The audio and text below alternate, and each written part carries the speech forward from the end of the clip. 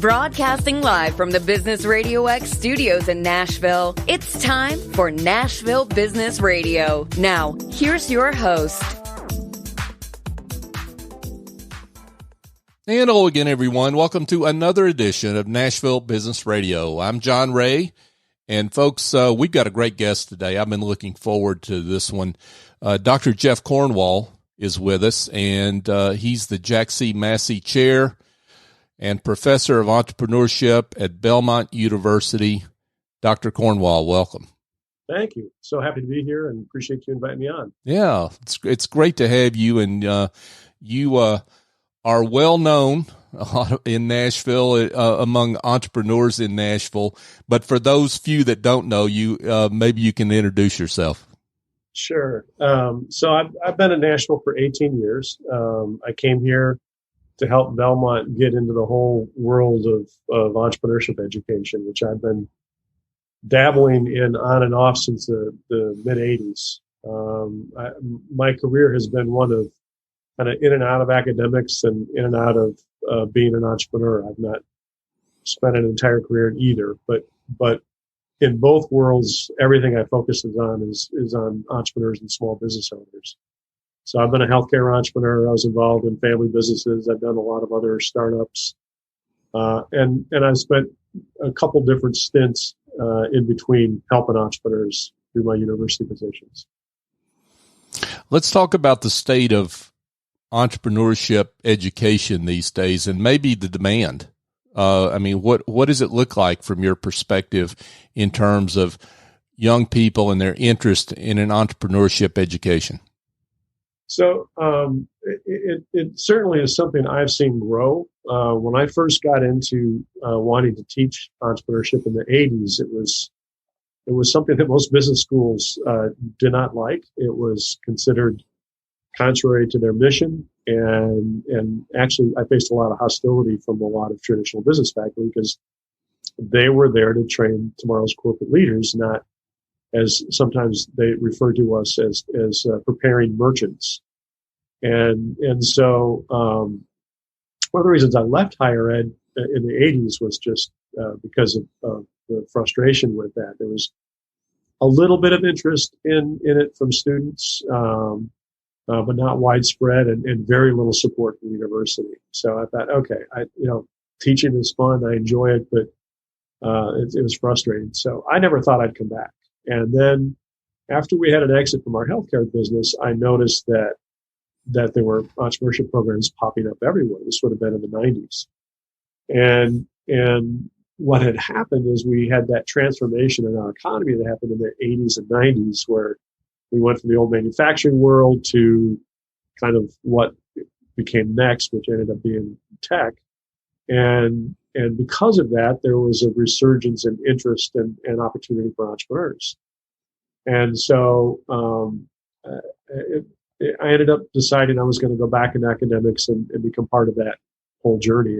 And so and we've seen the interest continue to grow. We've seen there are thousands of entrepreneurship programs across the country right now.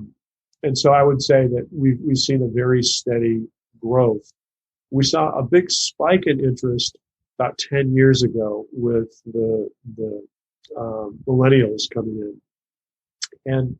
And there was this really excited kind of spirit in the world of teaching entrepreneurship about, oh my God, this is going to be our glory years. And we had a lot of students, but what was interesting, very few of them actually started businesses. And so the concept was sexy to them. The concept was interesting to them.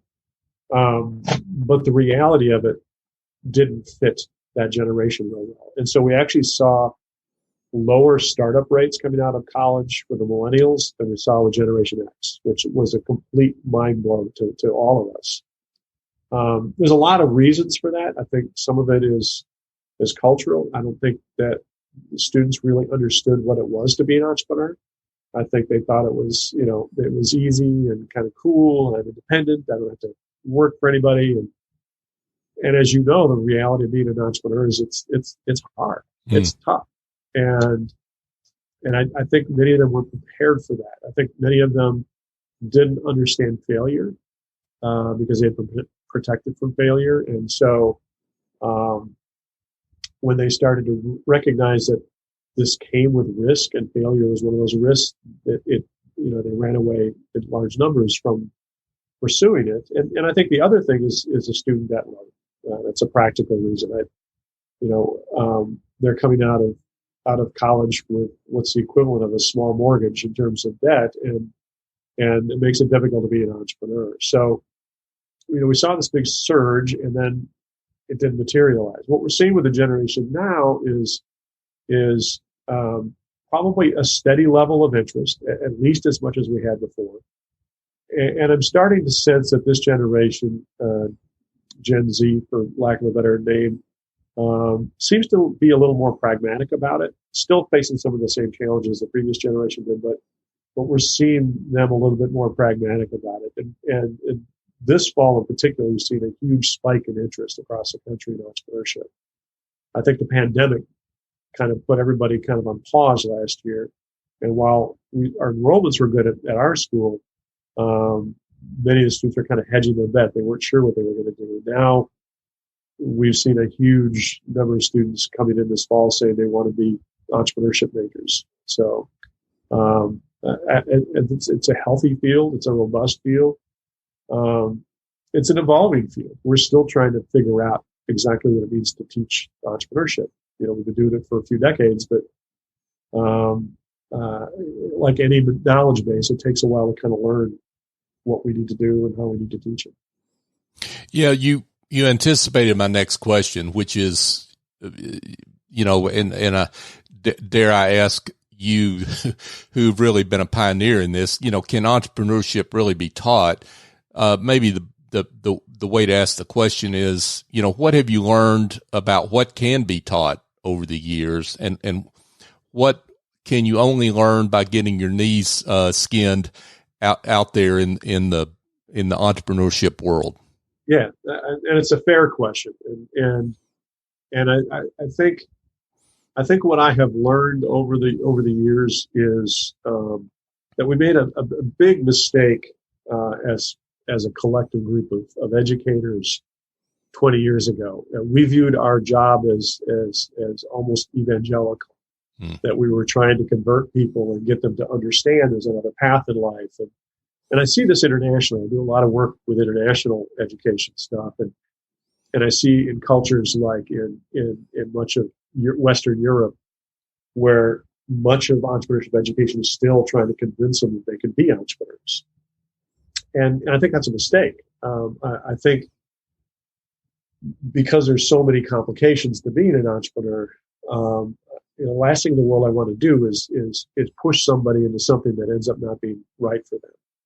And so, at least for me, my shift has changed from, I'm not trying to create entrepreneurs, but people who view this as a path they think they might want to pursue. I can help them be much more successful. And there are tools, there's knowledge, there's things we can do in tangible knowledge, but also, as you say, experientially. And that's really important in the way we teach, is we try to get them to skin their knees while they're in school, and when it's kind of the safe environment of the playground, so to speak, before they go out in the rough and tumble world of the mean streets out there. And so, we've learned what we can teach entrepreneurs to give them a much better chance of success. By and large, we've stopped trying to convert people into this like it's kind of a cult kind of thing. Let's turn the question around, and maybe you can address what you've learned about students and the characteristics that students have who ultimately are successful as entrepreneurs. Maybe you can address the question from that angle. Yeah, and I don't think this is just for students. I think this is universal. But certainly the largest number of folks I've worked with are students and alums. Mm-hmm. But I also work with a lot of entrepreneurs out in the community, and so what I'm saying is pretty universal. I think that the most important characteristic, and I just had a conversation with somebody early this morning in a phone call, I was doing some coaching with a young woman, and and a lot of mentors who I know will use this word. I think fundamentally the most important thing is coachability. I think when I see someone who has it all figured out, and they view my job as just to show them the technical things they need to put in place because they've already figured it all out and they've got this brilliant idea and get out of my way. Those people, I don't give a very good chance of success. Some do. Some get lucky. Some do. But by and large, those are people who I don't see long-term successes. The ones who are successes are ones who have enough humility, enough intellectual curiosity to allow them to kind of figure it out as it goes along. I'm sure you guys have had that with your business. Sure. If you go back and think about what you thought it was going to look like when you started and what it looks like now, it's completely different.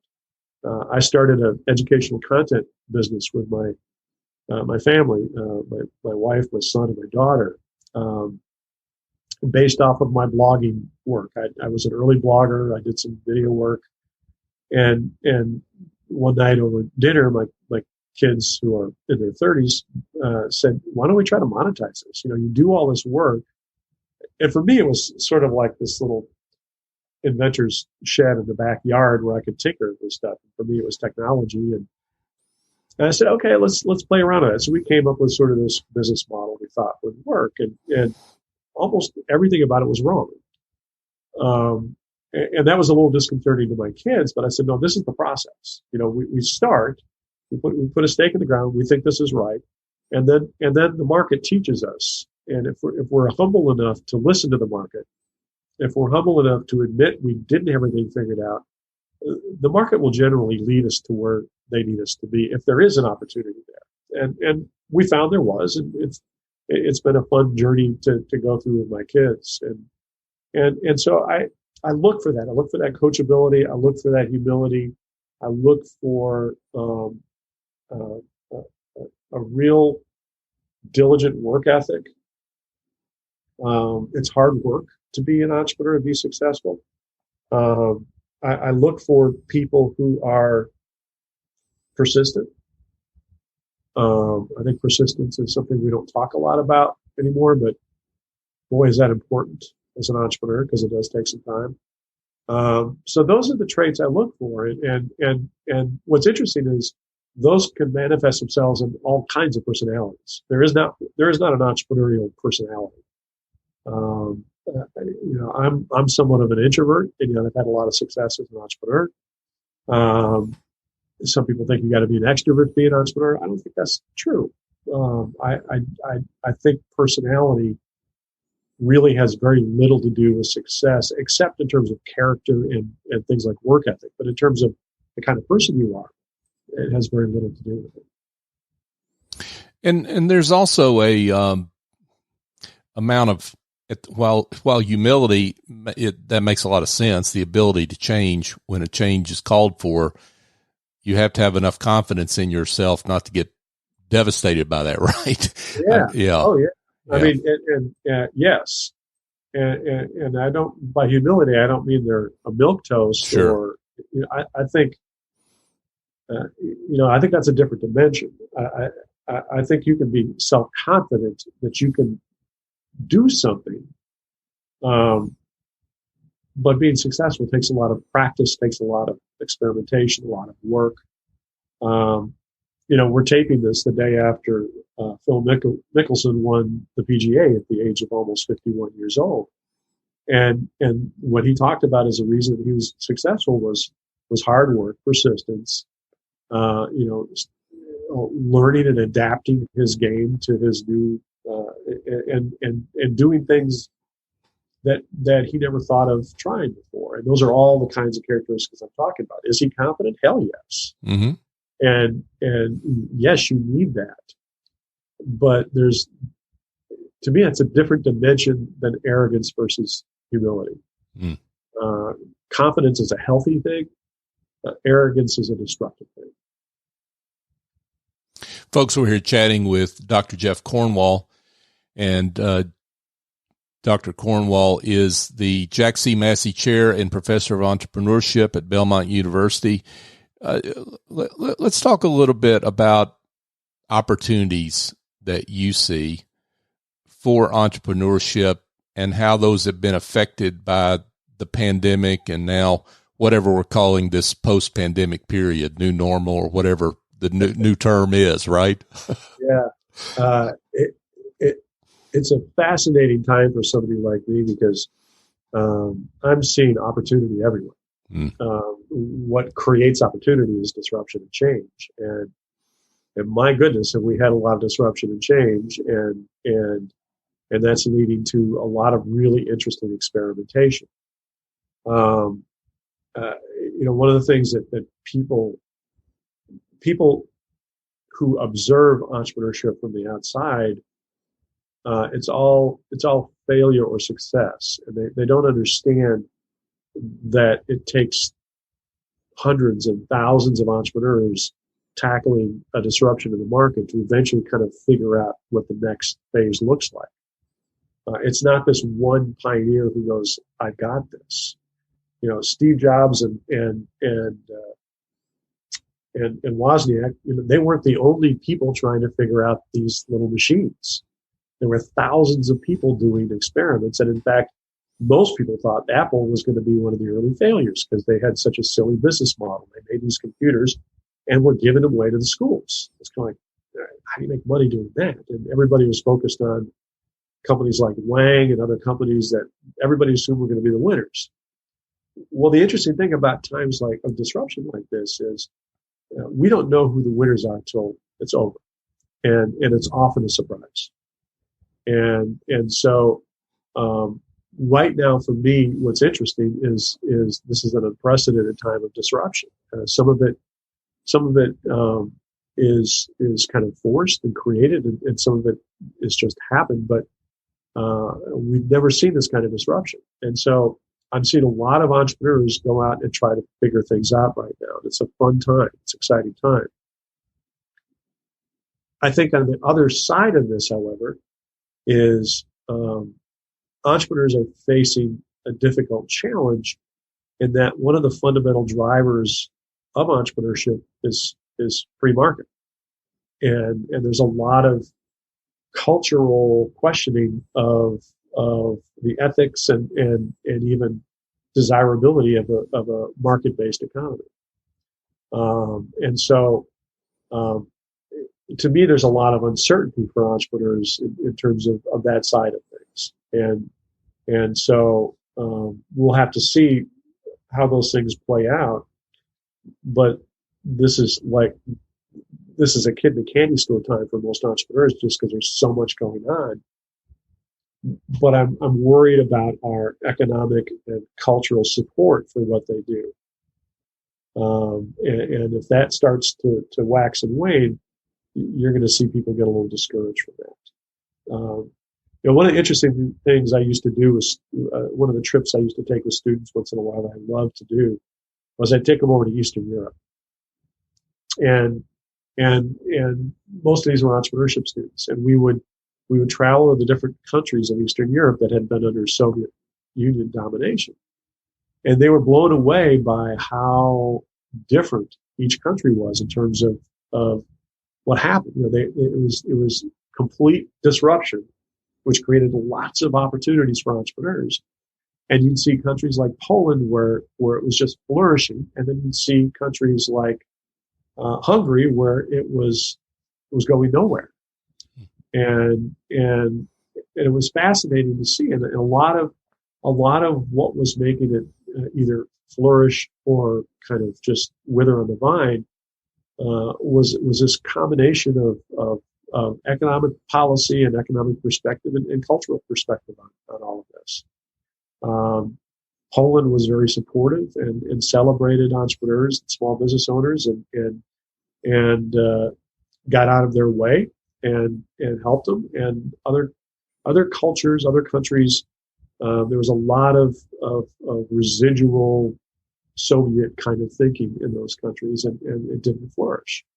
And so to me, that's kind of a nice lesson to show that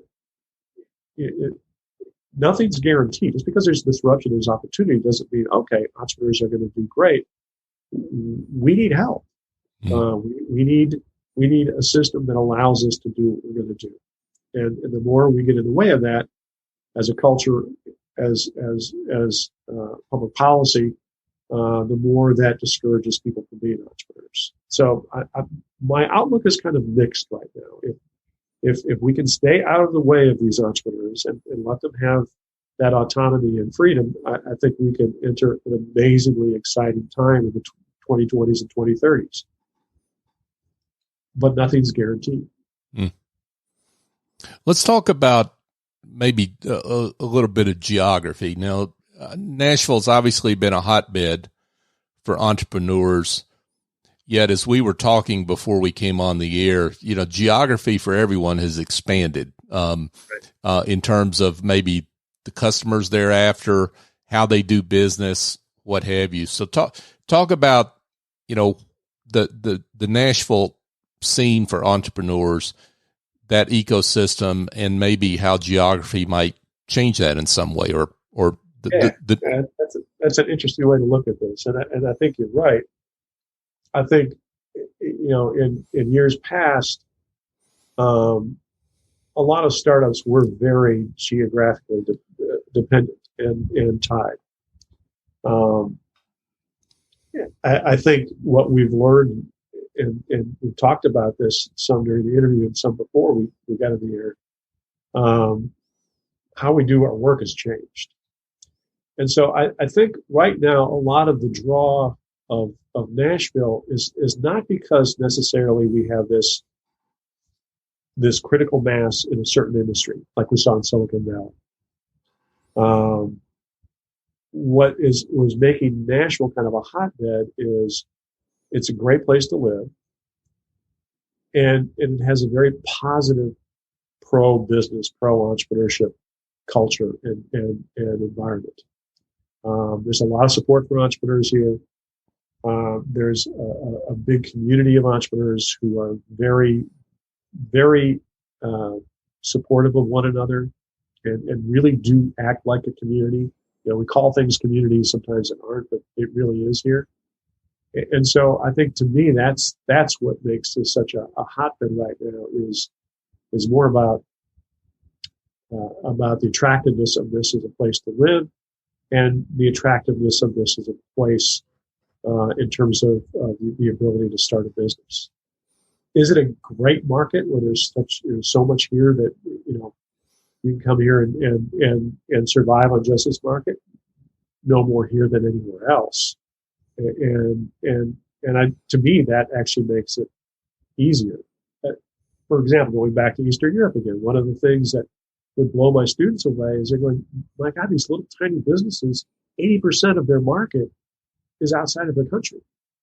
And in the U.S., it's hard to get a lot of entrepreneurs to think outside of their neighborhood sometimes, or their community.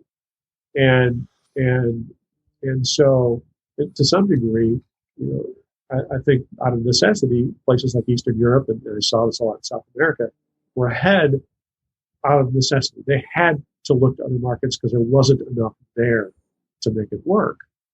And I think now ours is a little bit different. Now we just have, we have a culture that's more accepting of that. We have technology that makes that so much easier. So much easier. I was talking to a woman who's starting a healthcare business and a provider business. And what was fascinating to me is, I was a healthcare guy and I always think of physical location. I think of a building. I think of a clinic, and that's not how it's done anymore. And people don't want that. Telemedicine has gone through the roof because of COVID, and it ain't going away because people like it. I watch my daughter when her kids get sick, how much she likes the fact that she can hop on Zoom with a nurse and talk it through, and not have to go into the clinic and see things. So I think that has opened up so much for us, and so I think it's going to actually allow Nashville to accelerate more than it might have before, because people want to live here because it's a cool place to live. Now, we don't. Pretty soon we're going to start talking like Austin, Texas, and say, y'all come visit, but please don't move here. Right. We are getting some growing pains here, but so far we haven't reached that choke point that Austin seems to have reached in the last decade. So, but it is a great environment. There's so much support here. It's incredible. That's why I came here. That's one of the reasons I came here. I was running one of the granddaddy entrepreneurship programs up in Minnesota, mm-hmm. and I was intrigued by Nashville because I saw an emerging entrepreneurial, the buzzword today is ecosystem. It was happening even 20 years ago. It started to emerge here, and it was fascinating. I thought, what a fun place to go build a program for a university is in that kind of a growing, burgeoning market, and it's exceeded everything I ever imagined in mind. Well, let's talk about that for just a second, because those ecosystems don't come together naturally in terms of how supportive they can be, yet they can't be forced either. So, yeah. Right. So how give your perspective on that. What's made the ecosystem in Nashville so successful and welcoming to entrepreneurship, and what are the elements that have created that? To me, you've already kind of answered your question. You used the word welcoming, and my wife and I have lived in lots of different places over the years. And we've always been amazed at how different the experience can be moving into different cities. Some cities are really easy to move into, very welcoming. Other cities, if you don't go back, generations, you're never welcomed as part of the community. And Nashville is such a welcoming town. Still is. It's still part of the culture, even though most of the people who are going to be here aren't from here anymore. Mm-hmm. That's remained as a part of the culture. And so I think that has a huge impact, that they want people to come here, and we want people to be successful, and we want to help them with that. And that's not true in every city. That's not true in every geographic area. So I think the fundamental building block for that is that openness and eagerness to have people come here and do things. My wife and I finally said, "Hey, thanks everybody for inviting us over when we first moved here. We still had to unpack. We haven't had time to unpack because we've been going to visit so many people. And I had leaders in the community inviting me down to their office in the first 2 weeks I was in town. What can I do to help? What can we do to make?" And it still goes on today. And I'm not going to call out certain cities, but there are certain cities where I've lived over the years where I was there for years and years and never even got to the doorstep of some of those kind of people.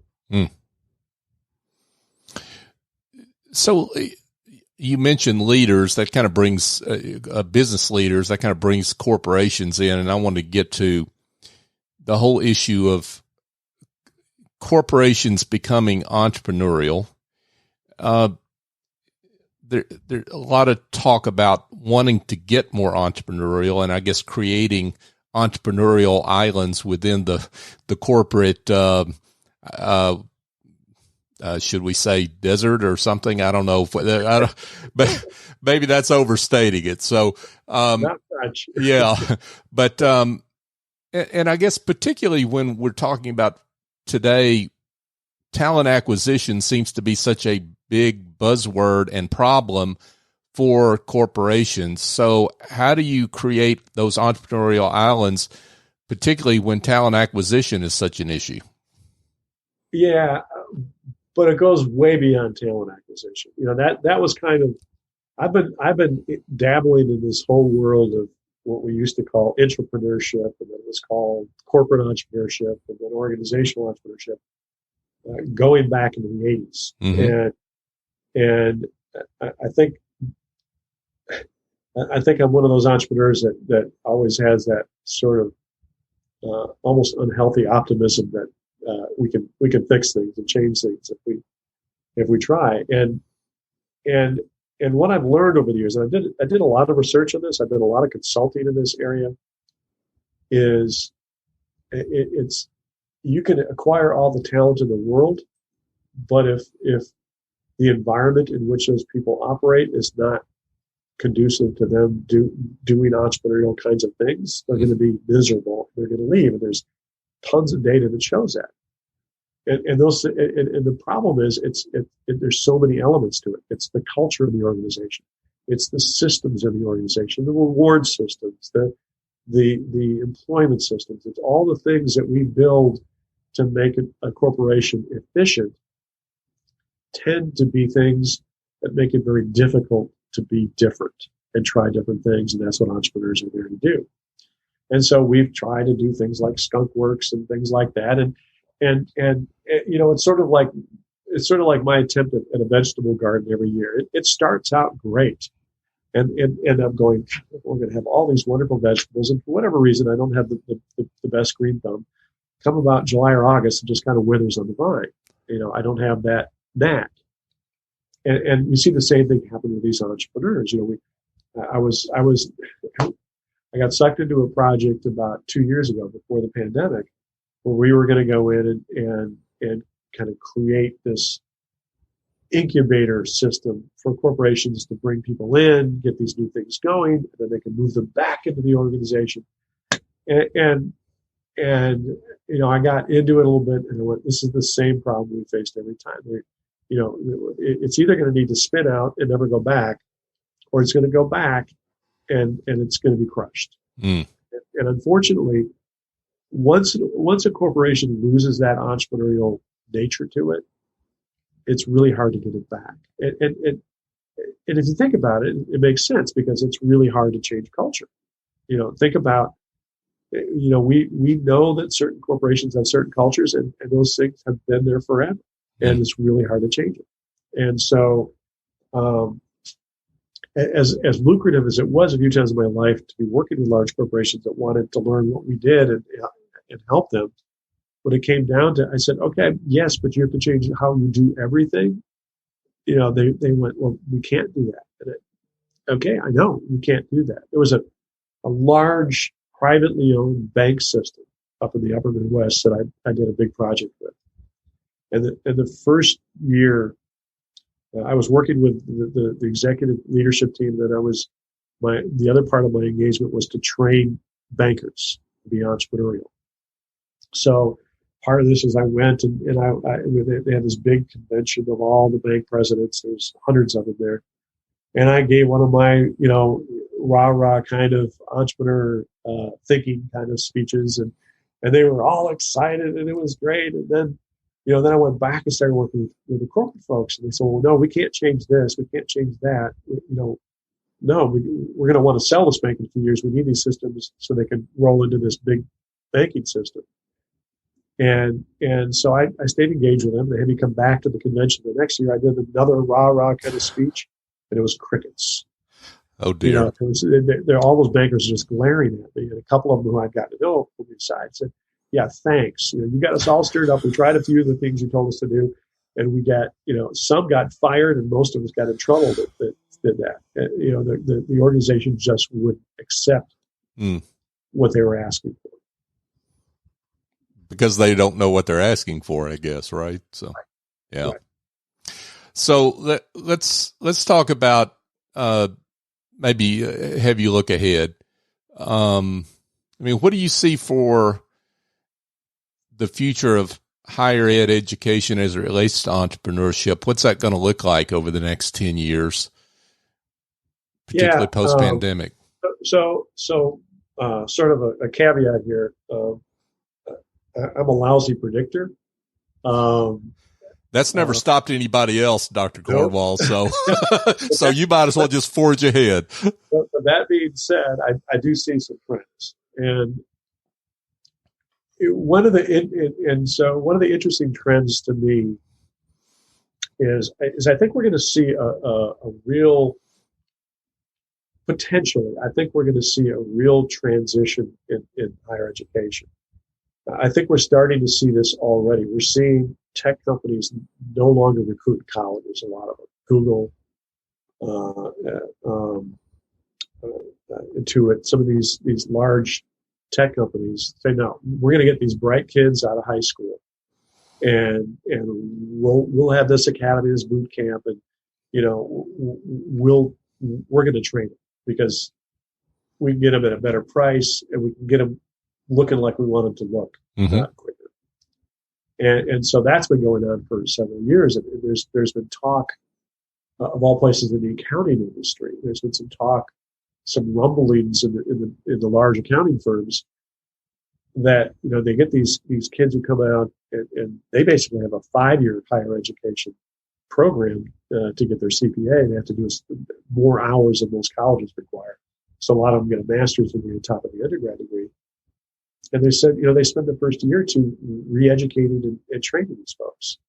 And so there has been some talk of maybe grabbing kids out of a 2-year community college or a vocational kind of school that focuses on just the mechanics, and then we're going to train them beyond that. And we're starting to see more and more discussions like that in certain professions.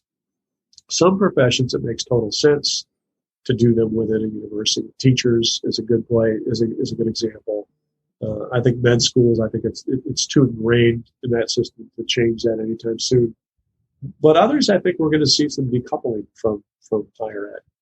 Entrepreneurship might be one of those spaces. I will tell you, I love teaching at a university. I love the environment. I love the whole notion of higher education. I'm so grateful I got to experience that. My kids did. But as someone who teaches entrepreneurship, it's a really difficult place to teach entrepreneurship because it's so structured.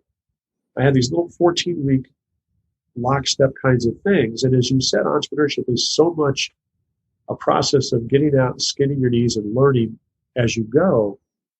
There's a disconnection there that makes it very difficult to kind of implement that stuff. And I'll have kids come in and as 18-year-old freshmen with businesses that have a dozen employees. And then I'll have people who don't get, the basically the nerve to even consider starting a business till 10 years after they graduate. And so somehow I have to address all those people at so many different places in the same classes with the same curriculum, with the same structure. And that just, it doesn't work as well as I think something else might work. Now, does that mean they shouldn't go into higher ed? No. I think there's enough benefit in going to higher ed, but I think we're going to start to see entrepreneurship kind of peel off to some degree and do some things that are different outside of that structure. We're starting to see it already in little small bits, but I think we might see some entrepreneurship academies pop up that are 2-year intensive and take people where they are. So basically think about an accelerator program slowed down. One of the problems of accelerator programs is they're too short and too fast. And they're set up for investors. They're not set up for entrepreneurs. It's a funnel for investors, and it's sort of like, some of these insurance companies that hire 100 kids out of college with the expectation that 1 or 2 are going to survive and make it. That's what an accelerator program is. It's to the advantage of the investors. So what I'm seeing some folks start to think about is flipping that and making that more to the benefit of the entrepreneur, which means we're going to slow it down and we're going to have just-in-time learning, and we're going to walk people through that journey and help them as they skin their knees without being encumbered that you got to take this course this semester and this course this semester. It may make sense for you to learn that material later. And let's focus on this right now. So I see some potential decoupling there. I don't think it's going to be universal. I don't think it's going to be a complete separation. But I do see higher education becoming less homogeneous and much more what we used to talk about, the long tail, where there's lots of different variations on things in different ways. We talk about the long tail of music in Nashville, the music industry. Sure. There's not the mainstream music is not what it used to be. A lot of the money can be made in those niche little places along that musical continuum. And I think we're going to see that in education. I think we're going to see a decoupling from the traditional structure, and we're going to see some really interesting innovations happen. Interesting future for sure. Let's talk about what's ahead for you. I mean, what you're up to. I mean, you've got your own business entrepreneurial mind, and you're still teaching, mentoring. Talk about what's ahead for Dr. Jeff Cornwall. So it's an interesting point in life for me because I never knew if I'd be like my dad. My dad worked until he died. He was 89, and he just absolutely wouldn't even consider retirement. Thought that was the dumbest thing somebody could ever do. I always kind of thought I'd be like him because I'm a lot like him in a lot of ways. But what's interesting is I really am ready to retire. And I think what makes a difference between the way he was and the way I am is, first of all, there's a lot more to my life than what I do for a living, and for him that wasn't true. It wasn't true for me in my 30s and 40s. In my 30s and 40s, I was defined by what I did, and after our exit of our healthcare business, I had a pretty significant health event, and it was stress induced, and to the point where if I had made a change in my path, I'm sure I wouldn't be sitting there talking to you today. And I learned about myself that if I wanted to have a happy, long life, I needed to be more than just an entrepreneur. And so I've spent the last couple decades really working on that part of me. And the further I've gone on that journey, the more I've delved into other interests and done other things, the more I've kind of gotten to the point in life now where, I really want to have more time for some of that. And so I'm ready. Do I think everybody should do that? No, I not in the least, but for me, it's a logical next step. I'm ready. And I've got some friends who are about my age who are entrepreneurs, and they're kind of doing it too. They're retiring. They're going, you know what? It's time. It's time to hand it over to the next generation of the family. It's time to sell this business. And then I have others who will never retire. So I think it's an individual thing. But for me, I'm ready. I've got a lot of interest. There's a lot of things I want to do. There's a lot of things I don't have time to do. And I think for those of us who decide that retirement is going to be part of our plan, we know it when it happens. And it hit me about a year ago. I didn't think I was going to retire, and all of a sudden it was kind of like, yeah, you know what? I think it's time. So I'm going to retire. Retirement, it used to be you go to the lazy boy and you're dead in 2 years, and that ain't going to be my retirement. I've got lots of interests. I've got this little business I'm doing with my kids. It'll never be full time. It's a side gig. It's fun, something to do, and we have fun doing it. I have lots of hobbies. I have lots of entrepreneurs who I love to help and would like to have more time and flexibility to help them. And so I'll continue mentoring. I'm going to continue coaching, and also not work. Being active and contributing outside the constraints of a job. Even if you're an entrepreneur, it's a job. I'm ready for that kind of freedom right now. So I'm doing my practice retirement this summer. I'm taking 4 months, and I'm really intentionally living the life that I plan to live post-retirement to see if I like it. And so far, I love it. And so far, it's kind of like, yeah, this is for me. So that's my next stage. I'm ready. I really mean that sincerely. I'm ready to kind of go away. It's sort of like I'll never forget. Some of your listeners will remember Johnny Carson, who was host of the Tonight Show for a long time. And when he was getting ready to retire, they were asking, what's next? You can do new projects, new shows. He said, no. He said, I'm ready.